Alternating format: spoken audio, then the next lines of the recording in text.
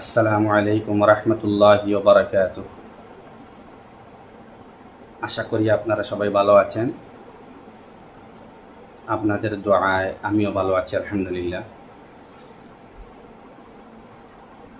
গত কয়েকদিন থেকে সোশ্যাল মিডিয়ার মধ্যে প্রত্যক্ষ করলাম আমাদের কিছু ভাই যারা সর্বদাই সামাজিক মাধ্যমের সঙ্গে সম্পর্কযুক্ত, ওদের মধ্য থেকে কয়েকজন ভাইকে দেখলাম আফগানিস্তানকে সদ্য জয় করা, আফগানিস্তানের মসনদে বসা নিষিদ্ধ ঘোষিত তালিবান সংগঠনের পক্ষ নিয়ে কিছু মন্তব্য করেছেন। যে মন্তব্যগুলি ইন্ডিয়ান কনস্টিটিউশন অথবা ভারতীয় সংবিধান অনুযায়ী দেশদ্রোহিতার মধ্যে পড়ে, এবং গত কয়েকদিনের মধ্যে আমরা দেখেছি যে আমাদের প্রশাসনের পুলিশ কর্মীবৃন্দগণ বিভিন্ন খবরের মাধ্যমে, বিভিন্ন খবরের ভিত্তিতে সার্চ করে যখন দেখলেন যে সত্যি সত্যিই তালিবানদের পক্ষে ভারতবর্ষের মাটিতে থেকে ভারতবর্ষের খাদ্য খেয়ে অন্য দেশের পক্ষ নিয়ে, অন্য একটি সংগঠনের পক্ষ নিয়ে দেশবিরোধী মন্তব্য করা হচ্ছে, তখন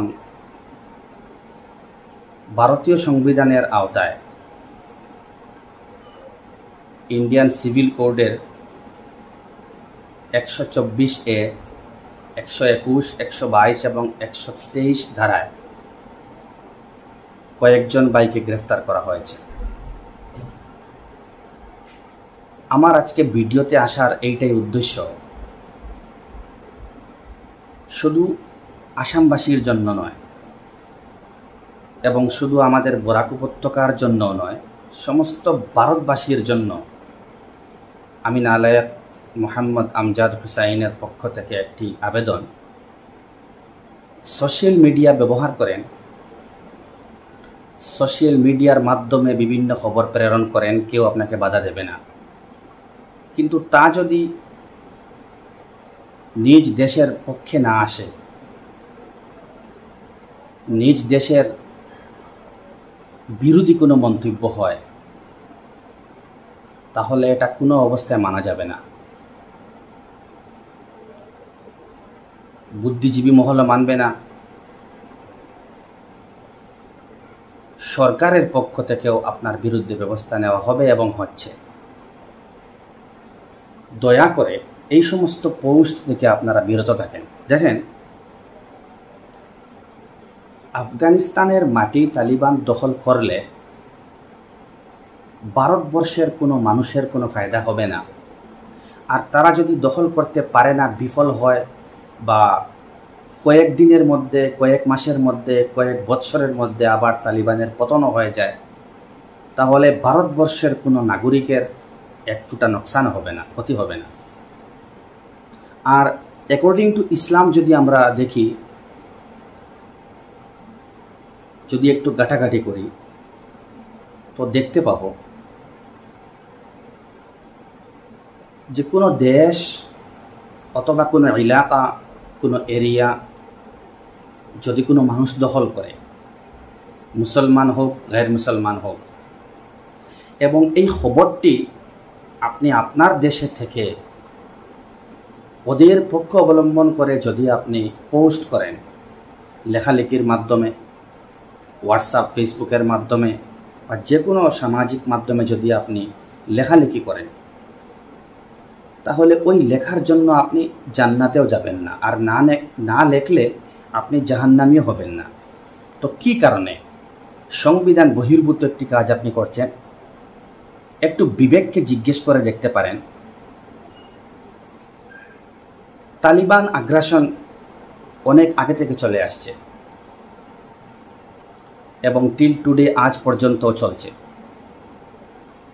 বিশ্বের বিভিন্ন জায়গায় বিভিন্ন নামে সন্ত্রাসীগণ হামলা চালাচ্ছেন, মানুষকে খুন করছেন, লুণ্ঠন করছেন, আরও বিভিন্ন সিস্টেমে মানুষদের হয়রানি করছেন। আপনারা দেখে আসছেন। শুধু প্রাণ যাচ্ছে তা নয়, দিন রাত মানুষের দৈনিক কর্মব্যস্ততা থেকে শুরু করে রাত্রের ঘুম পর্যন্ত কেড়ে নিচ্ছে। অনেক সংগঠন এমন আছে। আমি তালিবান সম্পর্কে এটাই বলতে চাই যে ওদের কোনো পোস্ট আপনারা করে সরকার বিরোধী মন্তব্য করে জেলে যাবেন না। শুধুমাত্র আমার মুসলিম ভাইদের জন্য নয়, হিন্দু ভাইদের জন্য, অথবা এই ভারতবর্ষে অনেক ধর্মের লোক বসবাস করিতেছেন, সবাইকে আমি এক নালায়কের পক্ষ থেকে আবেদন, আপনারা শুধু তালিবান নয়, অন্য দেশের পক্ষ নিয়ে যদি আপনার করা সোশ্যাল মিডিয়া বা পত্রিকা বা কোনো কথা বলা কোনো হোটেলে, বারান্দায়, বাসে, গাড়িতে, প্রাইভেট গাড়িতে, সরকারি গাড়িতে আপনার মুখ দিয়ে বের হওয়া কোনো কথা, আপনার কলম দ্বারা লিখিত কোনো লেখনী, আপনার আঙ্গুল দিয়ে পোস্ট করা ফেসবুকে, হোয়াটসঅ্যাপে কোনো লেখনী যদি সমাজের মানুষের মধ্যে বৈষম্য নিয়ে আসে, হিংসা নিয়ে আসে, অশান্তি নিয়ে আসে, তাহলে আপনি ইন্ডিয়ান সিভিল কোড 124A ধারায় আপনার যাবজ্জীবন জেল থেকে শুরু করে আপনার ফাঁসি পর্যন্ত হতে পারে। এই সাবধান বাণী শোনানোর জন্য আমার ভিডিও দেখেন। দেশের সঙ্গে মহাব্বত, দেশপ্রেম, প্যাট্রিয়টিজম যাকে বলে, ভারতবর্ষের ইতিহাস ঘাটলে আপনারা দেখবেন। আমি সেই 1947-এর ভারতবর্ষ স্বাধীন হওয়ার আগের এবং পরের কথা বলবো না, অনেক বিস্তারিত হয়ে যাবে। সংক্ষেপে একটি উদাহরণ দিচ্ছি আপনাদেরকে। ন্যূনতম যদি দেশের মাটির সঙ্গে মহব্বত থাকে, আপনি মুসলমান, খ্রিস্টান, জৈন, বৌদ্ধিস্ট, ইহুদি, যেই ধর্মের হন না কেন, এমন মন্তব্য আপনি বলতে পারেন না, করতে পারেন না, লিখতে পারেন না।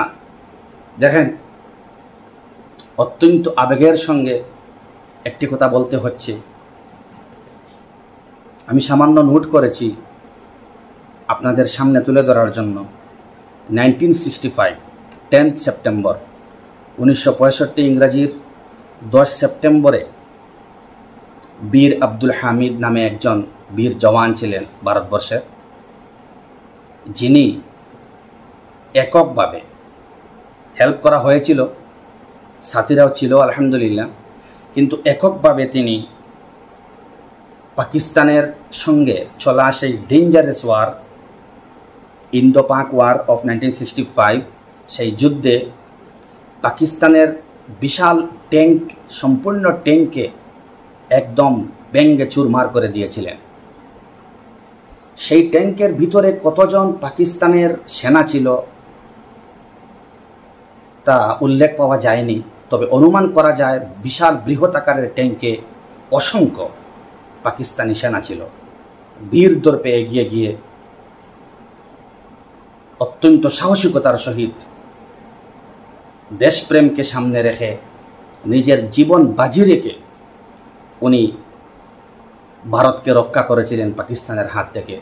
সবাই হেল্প করেছিল, সাথ দিয়েছিল, কিন্তু তার অসামান্য প্রদর্শন এবং অসামান্য বীরত্ব দেখানোর জন্য এবং পাকিস্তানের অসংখ্য সেনাদেরকে নেস্তনাবুদ করার জন্য ভারতবর্ষের পক্ষ থেকে, ভারত সরকারের পক্ষ থেকে মিলিটারিদের মধ্যে, সেনাদের মধ্যে সর্বোচ্চ যে পুরস্কার পরমবীর চক্র, সেই পরমবীর চক্র যাকে বলা হয় দেশের সর্বোচ্চ সম্মান, মিলিটারি ডিপার্টমেন্টের মধ্যে, সেনা ডিপার্টমেন্টের মধ্যে সর্বোচ্চ সম্মান পরমবীর চক্রে সম্মানিত করা হয়েছিল বীর আব্দুল হামিদকে। সেই বীর আব্দুল হামিদের প্রেরণায় অনুপ্রাণিত হয়ে আজ থেকে কয়েক বছর আগে কার্গিল যুদ্ধ হয়েছিল, আপনারা সবাই জানেন। সেই কার্গিল যুদ্ধে দুজন পরমবীর চক্র পেয়েছিলেন অসামান্য কৃতিত্বের জন্য, যাদের দেশপ্রেম যদি স্মরণ করেন, আমার বলার উদ্দেশ্য হচ্ছে সেই দেশপ্রেম স্মরণ করেন। যদি দেশপ্রেম মনের ভিতরে থাকে, জাগ্রত হয়, তাহলে কোনো দিনই আপনি যে কোনো ধর্মের মানুষ হন না কেন, আপনি অন্য দেশের পক্ষে, অন্য একটি সংগঠনের পক্ষে আপনি কথা বলতে পারবেন না। যেই কথাগুলি দেশের বিরুদ্ধে চলে যায় এবং আপনার বিরুদ্ধে আইন আনয়ন হয়, আইন আসে এবং আপনি জেলে যান, এমন কোনো কথা বলতেন না। সামান্যতম দেশপ্রেম থাকতো। দেখেন, বীর আব্দুল হামিদের অসামান্য কৃতিত্ব এবং উনার প্রেরণায় অনুপ্রাণিত হয়ে কার্গিল যুদ্ধে সুবেদার মেজর যোগেন্দ্র সিং যাদব, যিনি নিজ ভাষায় বিস্তারিত বয়ান করিলেন যে কেমনভাবে আমার উপরে আঘাত হয়েছিল, কেমন করে আমি ওই কার্গিল যুদ্ধে পাকিস্তানের মোকাবেলা করেছিলাম। সেই বীর আব্দুল হামিদের অনুপ্রেরণায় অনুপ্রাণিত হয়ে তিনি বললেন, যখন আমি শুনলাম, একটি ভিডিওর মাধ্যমে আপনারা ইউটিউবে সার্চ করে দেখতে পারেন, পরমবীর চক্র অ্যাওয়ার্ড পেয়েছিলেন সুবেদার মেজর যোগেন্দ্র সিং যাদব সম্পর্কে জানতে পারবেন, বীর আব্দুল হামিদ সম্পর্কে জানতে পারবেন, যিনি 1965 সেপ্টেম্বরের 10 তারিখ পাকিস্তানের বিরুদ্ধে অসামান্য অবদানের জন্য পরমবীর চক্রে সম্মানিত হয়েছিলেন, তাও ইউটিউবে পাবেন। তো সুবেদার মেজর যোগেন্দ্র সিং বলিতেছেন যে আমার বয়স ছিল মাত্র 19 বছর বয়সে তিনি কার্গিল যুদ্ধে গিয়েছিলেন এবং উনার সাথে, যোগেন্দ্র ভাইয়ের সাথে যতজন সাথী ছিল, যতজন সেনা ছিল, যতজন মেজর ছিল, ওদের সবাইকে শহীদ করে দেওয়া হয়েছে। তো যোগেন্দ্র ভাইয়ের পায়ের মধ্যে একটি গুলি করা হয়েছিল, যার জন্য অনেকক্ষণ উনি বেহুশ ছিলেন। যখন হুশ আসলো, তখন তিনি দেখলেন পাকিস্তানের সেনাগণ ওর দিকে ধাওয়া করে আসছেন এবং কনফার্ম করা শুরু করেছেন ওরা যে সত্যি সত্যিই কি ওরা লাশে রূপান্তরিত হয়েছে কিনা, টোটালি মারা গেছে কিনা। সবাইকে আবার শ্যুট করা হচ্ছে, 1-2টি করে গুলি করা হচ্ছে কনফার্মেশনের জন্য। তিনি ভাবলেন এইটাই হয়তো আমার শেষ সময়।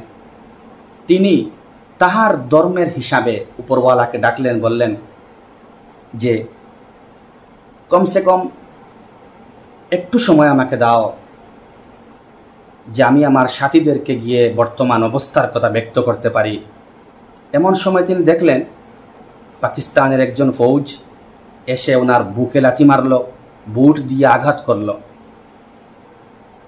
যে উনি মারা গিয়েছেন কিনা কনফার্ম করার জন্য হাতের মধ্যে একটি গুলি করল। কিন্তু সেই দেশাত্মবোধ মনের মধ্যে নিয়ে, দেশের মহব্বত আর প্রেম আর ভালোবাসা উজাড় করে দিয়ে একদম পাশ থেকে করা গুলি হাতের মধ্যে গুলি করা হয়েছে। তারপরেও উনি বিন্দুমাত্র নড়েননি, যাহাতে ওরা বুঝতে পারে না যে তিনি এখনো মারা যান নাই। একদম নিস্তব্ধ হয়ে বসে রইলেন, বরদাস্ত করলেন গুলিকে। তারপরে তাহার পায়ের মধ্যে আরেকটি গুলি করা হলো, তথাপিও তিনি নড়লেন না। দেশপ্রেমের জন্য, দেশের মহব্বতের জন্য তিনি নড়াচড়া করলেন না, বরদাস্ত করলেন, সবর করলেন এবং সবসময় বীর আব্দুল হামিদকে স্মরণ করিতেছিলেন। উনি যখন পেরেছিলেন জয়ী হতে, আমি কেন পারবো না? উনার দেশপ্রেম তো আমারই মতো, আমিও পারবো। উনিও পেরেছিলেন, আমিও পারবো। তো যোগেন্দ্র ভাই দেখলেন যে ওরা পাকিস্তানের ফৌজ কনফার্ম হয়ে গিয়েছে যে যোগেন্দ্র ভাই নিহত হয়েছেন, শহীদ হয়েছেন। তো ওরা ওকে একটু ছেড়ে, যোগেন্দ্র ভাইকে ছেড়ে একটু অ্যাডভান্স হয়েছে। তিনি পেছনে রাখা একটি বম দিয়ে ওদেরকে ধ্বংস করে দিলেন। ওদের ছিন্ন বিচ্ছিন্ন মাথা ওর শরীরের মধ্যে এসে পড়ল। ওদের কাছ থেকে পিস্তল ছিনিয়ে নিয়ে বাম হাত একদম পুরো ভেঙে গেছে, টুকরো হয়ে গেছে, অবশ হয়ে গেছে। এই অবস্থায় ডান হাত দিয়ে পিস্তল দিয়ে গুলি করে 2-3 জনকে উড়িয়ে দিলেন এবং তারপর গড়িয়ে গড়িয়ে গড়িয়ে গড়িয়ে অনেক উপর থেকে নিচে আসলেন এবং তার সেন্স চলে গেল, বেহুশ হয়ে গেলেন।